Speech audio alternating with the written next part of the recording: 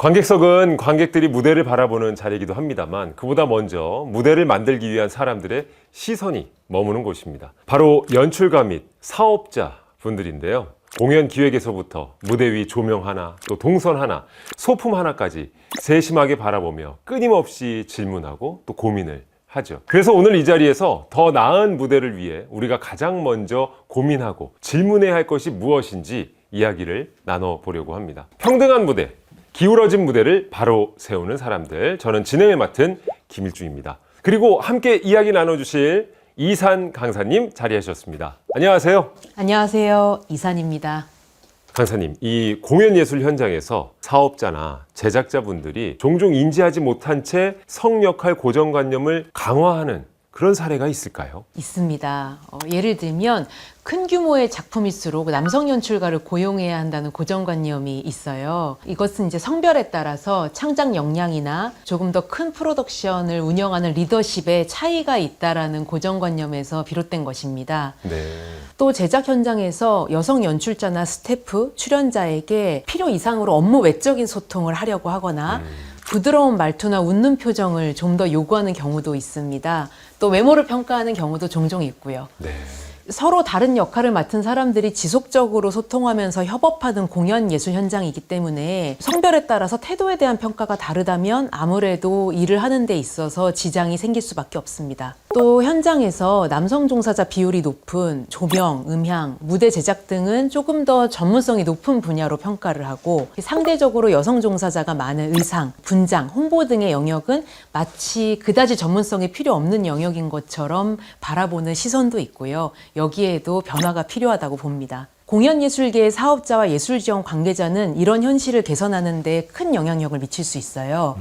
예를 들어서 제작사나 개별 프로덕션의 대표를 맡고 있는 사업자는 작품의 방향을 정하고 동시에 배우와 스태프들의 프로덕션 차별 조건, 경제적 보상, 의사결정 구조까지 설계할 수 있는 권한이 있거든요. 그래서 이분들은 공연장 운영자나 예술지원 관계자와 더불어서 어떤 작품을 무대에 올리고 또 누구에게 기회를 주고 어떤 이야기를 관객에게 전달할지를 결정하는 문화적 게이트키퍼라고 할 수 있습니다. 문화적 게이트키퍼요? 문화적 게이트키퍼는 예술이나 미디어 등의 특정 문화 영역에서 누가 무대에 설 수 있는지, 어떤 작품이 소개되는지 결정하는 영향력 있는 인물이나 집단을 말합니다. 이 권한을 성평등하고 안전한 창작 환경을 만드는 데 긍정적인 영향을 미칠 수 있도록 활용할 수 있다면 더할 나위 없이 좋겠죠. 그렇다면 이런 특권적 위치에 있는 운영자, 대표, 또 기획자들이 성평등한 공연 환경을 위해서는 어떤 역할을 해야 할까요? 우선은 성평등한 공연 환경을 만들 책무를 인식하는 것이 중요하겠죠.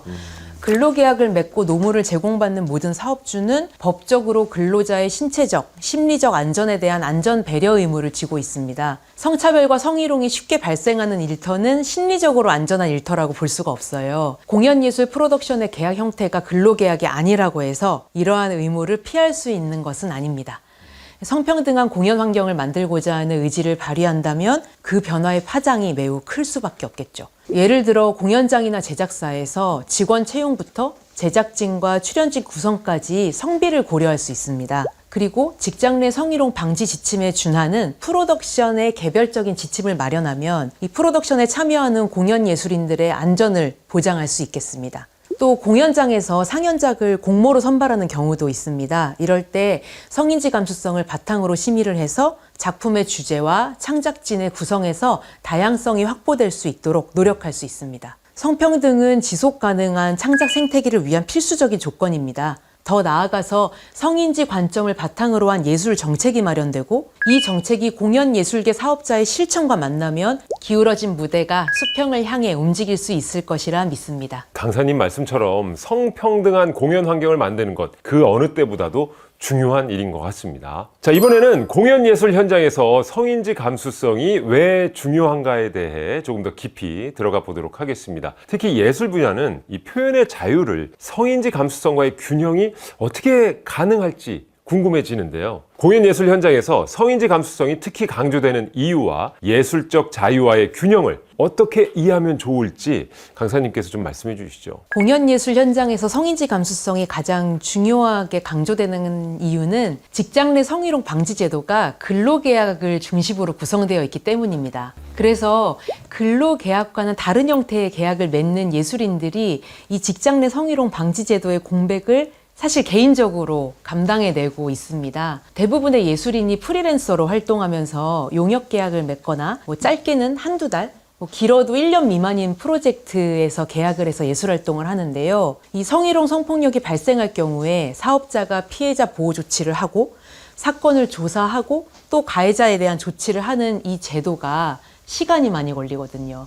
그러다 보니 단기 프로젝트 중심의 활동 조건에서는 이 제도를 운영하는 데 여러 한계가 있습니다. 그리고 프로젝트 기간이 짧기 때문에 한 자리에 모여서 함께 예방 교육을 받으면서 성평등 이슈에 대해서 토론을 해본다거나 성희롱 방지 지침이 어떻게 마련되어 있는지 설명을 듣고 여기에 대해서 논의할 기회를 갖기도 어려운 것이 현실입니다. 그럼에도 불구하고 프로젝트마다 공동의 협업이 필수적이고 또 계약 기간이 끝나도 이번 프로젝트에 참여했던 동료를 다른 곳에서 또 만나기도 합니다. 여러 프로젝트를 거쳐가면서 서로 만나면서 어느 정도 범위의 공동체를 이루고 있기도 한 거예요. 성희롱 방지 제도가 활용될 만한 시간적인, 물리적인 조건은 부족한데 업계에서 계속 만나는 공동체는 형성이 되어 있다 보니 이 환경에서 공연 예술인들이 어떻게든 이 예술계 전반의 공동체 의식과 성인지 감수성을 높여가면서 제도의 공백을 메우려는 노력을 계속 해오고 있습니다. 이러한 노력들이 표현의 자유를 지키는 노력과 대립될까 생각해보면 그렇지 않거든요. 그러니까 오히려 안전하고 지속 가능한 환경에서 더 풍부하고 자유로운 예술적 표현이 나올 수 있습니다.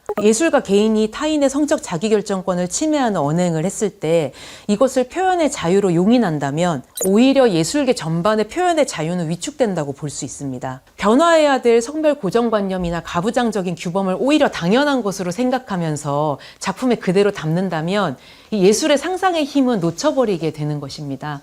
결국 예술적 자유와 성인지 감수성은 서로 대립하는 개념이 아니라 꼭 필요한 권리를 보장하고 서로의 인격을 존중할 때 비로소 진정한 자유로운 표현이 가능하기 때문에 맞닿아 있다고 볼 수 있습니다. 예술은 자유로워야 하지만 그 자유 역시 타인의 권리와 존엄을 침해하지 않는 선에서 이루어져야 한다. 온전히 보장될 수 있다라는 말씀을 해주신 것 같습니다. 그렇다면 우리가 세워야 할 이 기울어진 무대의 현실 과연 어떠한지 지금부터 정확한 팩트를 통해서 깊이 들여다볼 시간입니다. 첫 번째 코너 팩트 체크, 기울어진 무대입니다. 공연 예술계에 만연한 인식이나 통념들을 살펴보고 그 안에 숨겨진 진짜 팩트를 확인하는 시간을 가져보겠습니다. 첫 번째 질문입니다. 이 공연 예술 분야에서 여성 예술가가 경험하는 경력 단절이나 기회 불균형은 단순히 개인적인 사유 때문일까요? 많은 분이 결혼, 출산, 육아 등으로 경력이 단절된다라고 알고 계십니다만 개인의 선택 문제가 맞는 걸까요? 아니면 공연 예술계의 어떤 구조적인 특징이 영향을 미치고 있는 건 아닐까요? 네, 지금 아주 중요한 질문을 던져주셨는데요. 우리가 흔히 여성 예술가의 경력 단절을 개인적인 선택이나 생애 주기의 문제로만 생각하는 경향이 있습니다. 그런데 이것이 불평등한 구조를 개인에게 전가하는 온정적 성차별의 형태와 연결될 수가 있어요. 온정적 성차별이라는 것은 얼핏 들었을 때는 여성을 보호하려고 하거나 또는 칭찬을 하려고 하는 것처럼 들리지만 사실 전통적인 성 역할을 유지시키는 태도를 말하는데요. 예를 들면 여성은 가족을 돌보기 때문에 책임이 낮은 일을 맡는 것이 좋다. 이런 식이에요. 여성의 선택을 보장하는 것 같지만 사실은 성차별적인 인식을 갖고 있는 거죠. 문화체육관광부에서 2024년 예술인 실태조사를 한 결과에 따르면 예술 경력 단절 경험률이 2024년에 23%입니다. 꽤 높은 상황이죠. 네. 특히 여성들의 경우 공연 활동이 이제 협업을 해야 되기 때문에 일정 조율이 어렵거나 밤늦은 시간까지 장시간 연습을 하거나 저녁에 주로 공연을 하는 등의 상황이 되면 육아를 병행할 때 어려운 요인이 많습니다. 또 굉장히 짧게 계약을 하기 때문에 그 가운데서 육아휴직을 요청하거나 받기도 어렵고 극장이나 연습실에 대부분 자녀 돌봄 시설이 마련되어 있는 것도 아니고요. 그러다 보니 이제 육아를 계획하거나 육아를 수행하고 있는 여성 예술가들은 배제되거나 불이익을 받을 수 있는 환경이 공연 예술계에 형성되어 있다고 볼 수 있습니다. 그러니까 말씀을 듣고 보니까 여자라서 또 육아 때문에 그만뒀다 라는 식의 해석이 얼마나 피상적인지 알 것 같습니다. 그러니까 사실은 이 제도와 환경이 여전히 여성에게 육아와 돌봄을 전담하도록 떠넘기고 있으니까 이 온정적 성차별이 경력 단절이라는 형태로 나타나는 것 같은데요. 결국 개인의 선택 문제가 아니다. 이건 구조적인 문제다라는 말씀을 해주신 거잖아요. 예, 그렇죠.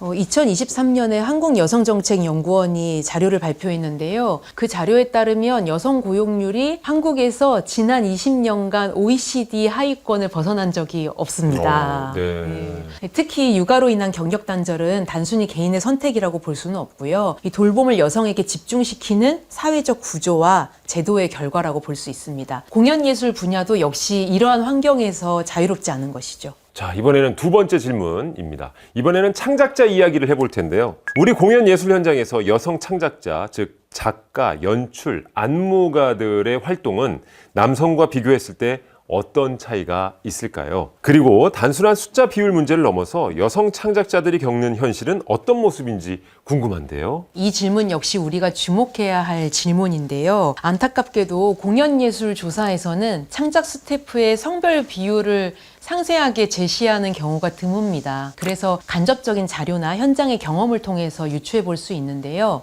여러 가지 문제 중에서도 여성 창작자들이 경험하는 미세차별에 대해서 말씀을 드리고자 합니다. 이 미세차별이라는 것은 성별, 인종, 계층 등 특정 집단에 대해서 일상생활 속에서 무의식적으로 행해지는 차별적인 언행을 말합니다. 이를테면 여자치고는 일을 잘한다 라든지 역시 섬세한 감성은 여자가 표현해야 한다. 겉으로 보기에는 칭찬으로 들릴 수 있는 말이지만 사실은 성별 고정관념을 강화하는 표현들이 미세차별이라고 할 수 있습니다. 이런 미세차별이 창작의 기회나 중요한 의사결정 과정에서 여성 창작자를 은근히 배제하는 방식으로 작용할 수 있어요. 이 현장에서 여성 창작자의 목소리가 충분히 반영되고 있을까라는 생각을 해볼 수 있는 지점입니다. 그리고 공연예술 현장의 성별 불균형 문제를 정확히 진단하고 개선하려면 이 성인지 관련 통계 항목을 포함한 더욱 체계적인 데이터가 필요합니다. 그리고 이 데이터를 기반으로 여기에 대한 사회적 논의와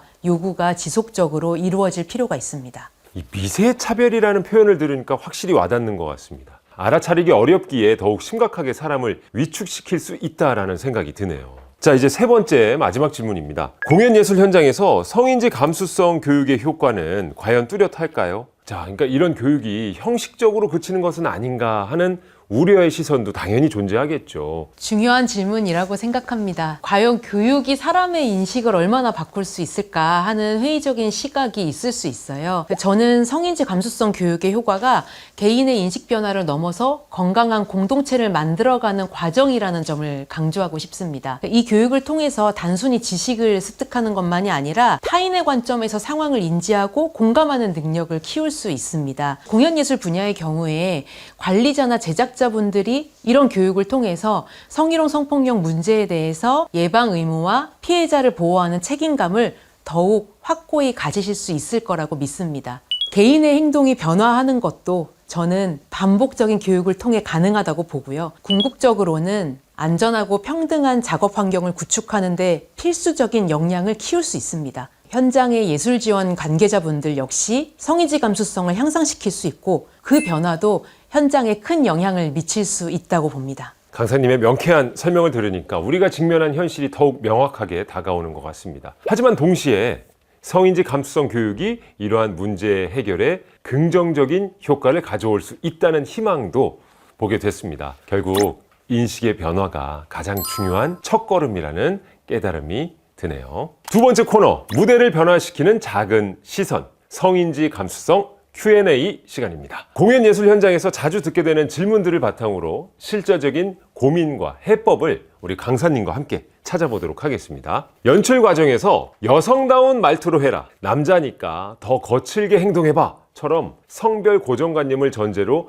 연기를 지시하는 경우가 있습니다. 또 배우 오디션이나 리허설 과정에서 여배우니까 좀 더 예쁜 표정을 지어봐 처럼 외모나 성별 이미지를 이유로 지시하는 경우가 있습니다. 이런 지시도 성인지 감수성과 관련이 있을까요? 예술적 표현의 자유, 그 경계는 어디까지일까요? 흔히 예술을 위해서라는 명분으로 묵인돼 왔던 행위들이었는데 과연 어디까지가 예술적 자유일까요? 예술적 표현의 자유는 존중되어야 마땅하죠. 그리고 우리가 작품의 완성도를 위해서 그 창작하는 과정에서 참 많은 고민을 합니다. 하지만 예술적 표현의 자유라는 이름으로 그 자유가 타인의 존엄성을 침해하는 방향으로 나아갈 수도 있다라는 것은 생각해 봐야 되겠죠. 작품 창작을 위한 고민이 무척 많지만 이러한 고민도 사실 함께 해야 되는 것입니다. 성인지 감수성은 성차별과 성불평등을 인지하고 이해하는 능력이에요. 여기서 핵심은 권력 관계가 어디에 있는지를 인식하고 타인의 관점에서 문제를 바라볼 수 있는 것입니다. 배우에게 몰입을 요구할 수 있지만 그 과정에서 성적 불쾌감이나 위협을 느낄 수 있는 언행이 있는지는 감지할 수 있어야겠죠. 또 연출을 포함한 제작자, 관리자는 성희롱 예방 및 피해자 보호에 대한 중대한 법적, 윤리적 책임이 있음을 기억해야 합니다. 단순히 선을 넘지 않는 것을 넘어서 안전하고 서로를 존중하는 창작 환경을 조성할 적극적인 의무를 가지고 있는 것입니다. 만약에 사건이 발생한다면 이것은 개인적인 문제에 그치지 않고 공연 전체가 재정적인 손해를 입기도 하고 또 이미지 손실을 입기도 한다는 점 역시 기억해야겠죠. 예술이라는 이름으로 과도한 개입이나 비정상적인 언행이 묵인되던 관행은 이제 사라져야 합니다. 중요한 것은 예술적 완성도를 높이는 것과 인권을 존중하는 것이 상충되지 않는다는 점을 기억하는 건데요. 오히려 건강한 환경에서 더욱 뛰어난 예술이 탄생할 수 있다고 봅니다. 자, 명쾌한 답변 감사드리고요. 다음 질문도 드리겠습니다. 고전 작품을 재해석하는 과정에서 남성은 강하고 주도적이며 여성은 순종적이고 희생적인 역할로 설정해야 관객이 익숙하게 받아들인다는 이유로 성별 고정된 캐릭터 구도를 유지하는 경우가 있습니다. 이런 선택이 왜 문제일까요? 예술적 의도나 원작의 재현이라는 이유로 정당화될 수 있을까요? 역시 오랜 관행과도 연결된 질문인 것 같은데요. 그러니까 익숙함이라는 이름으로 이제 숨겨진 성별 고정관념을 강화하는 질문인데요.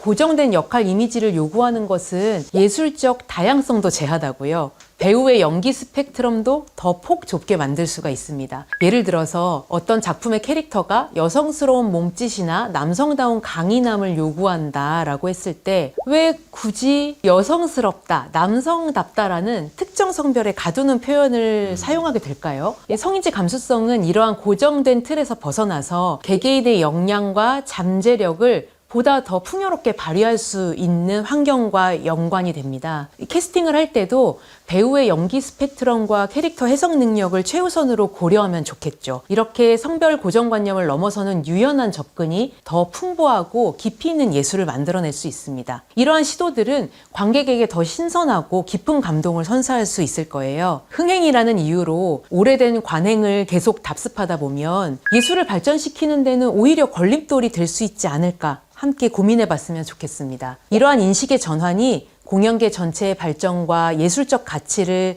풍부히 만들어 나가는 변화의 시작점이 될 수 있겠습니다. 자, 이제 세 번째 질문입니다. 공연예술기관이나 제작사 혹은 운영진들이 성인지 감수성을 높이고 현장에서 실질적인 평등을 구현하기 위해 어떤 구체적인 노력을 기울여야 할까요? 추상적인 구호보다는 지금 당장 적용해 볼 수 있는 현실적인 방안들이 궁금합니다. 개인의 인식 변화도 중요하지만 결국 변화를 시스템상에서 이끌어내고 또 정착을 시키려면 기관이나 제작사의 노력이 필수적인데요. 첫 번째로 성희롱, 성폭력 예방 및 대응 지침을 명확히 수립해서 모두에게 공유를 해야 합니다. 이것은 성평등한 일터를 만든다는 목표를 제시하기도 하고요. 신고 절차부터 피해자 보호의 원칙, 가해자 조치 등 실질적인 대응 매뉴얼을 제공할 수 있습니다. 이런 지침을 마련하면 이 지침이 잘 작동하도록 정기적으로 교육을 하고 점검하는 것도 중요합니다. 두 번째로 인력 구성의 다양성을 확보하려는 노력이 필요합니다. 캐스팅, 스태프 구성,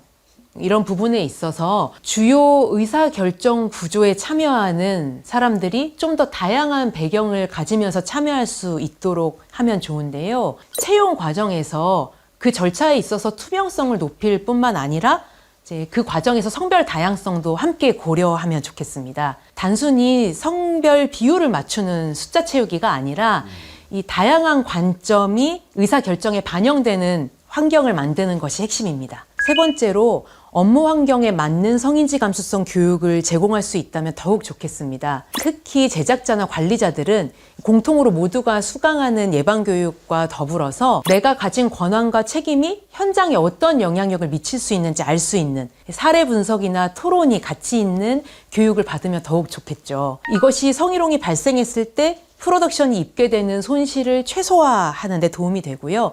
또 재발을 방지하는 실질적인 방안을 모색하는 데도 도움이 됩니다. 결국 이 모든 것이 우리가 어떤 공동체를 지향하는가, 그 지향을 어떻게 실현해 볼 수 있는가에 대한 질문을 담고 있습니다. 예술적인 완성도를 높이는 것만큼 그 예술이 만들어지는 과정에서 성인지 감수성의 관점을 반영하는 것이 바로 이 시대의 예술 사업자, 예술 기관, 이 프로덕션 참여자 모두에게 요구되는 역할이라고 생각합니다. 네, 오늘 강사님과 함께 기울어진 무대의 민낯을 직시해봤고요. 또 그 무대를 바로 세우는 첫걸음, 성인지 감수성의 중요성에 대해서 아주 깊이 있는 이야기를 함께 나눠봤습니다. 우리가 모르고 지나쳤던 통념과 사실들, 그리고 그 안에 숨겨진 구조적인 문제들을 다시 한번 인식하게 되는 소중한 시간이었는데요. 강사님은 어떠셨습니까? 공연예술 현장에 계신 분들이 각자의 위치에서 다시 한번 성인지 감수성에 대해 생각해보는 계기가 되었기를 간절히 바랍니다. 또 제작자와 관리자분들께서는 성희롱 성폭력 예방과 피해자 보호에 대한 책임이 얼마나 중요한 것인지, 그리고 이런 문제가 발생했을 때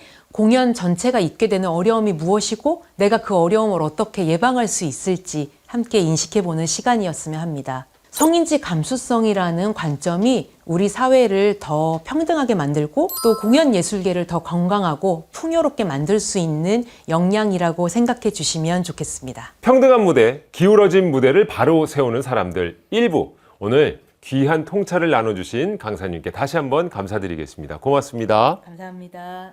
자, 그리고 이 시간 함께 해주신 모든 분께도 감사의 말씀 드리겠습니다. 더욱 유익한 내용으로 찾아오겠습니다. 고맙습니다. 감사합니다.